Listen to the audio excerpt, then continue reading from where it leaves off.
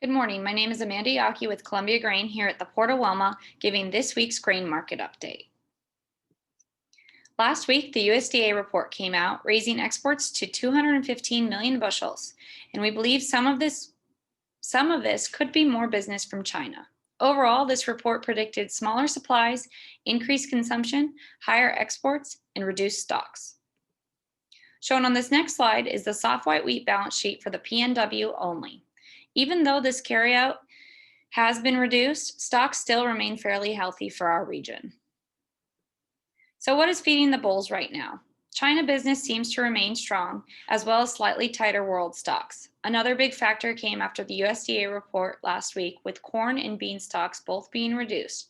This led to a rally in both of those markets, and as usual, wheat followed suit. The Russian wheat export tax has also been extended, even with their said record production, as well as a tax on barley and corn, and continued talk about export quotas. Now, on the bearish side of things. Even though world stocks have been cut slightly, they still remain very healthy. We are also anticipating a massive white wheat crop from Australia, with it being up 15.2 million metric tons from last year, and the Black Sea crop is still an unknown factor. On this next slide, we are showing the soft white wheat basis from May 1st to current. And something to note on this slide is how volatile the soft white wheat basis can be. Even with an historical basis of 50 to 70 cents, we have seen this basis negative several times this year. We want to remind people that if you have an HTA, it's never a bad idea to put a basis order in. This you can do through any of your grain buyers, and especially if you have a target level in mind, this can protect you from missing any high points throughout the year. Now, for a bit of a recap. Overall, the USDA report was supportive of all grains, with ending stocks reduced for wheat, corn, and beans. There was a major decrease in corn yield. That was one of the more significant things that stood out, at least to myself. The white wheat exports were raised, but they were a little lower than we had anticipated.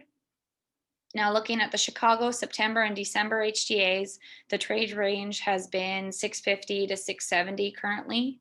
We believe it's a good time to lock in at these higher levels. And even though the new crop basis is currently zero, we anticipate this basis to begin to climb this spring as new crop business continues to pick up.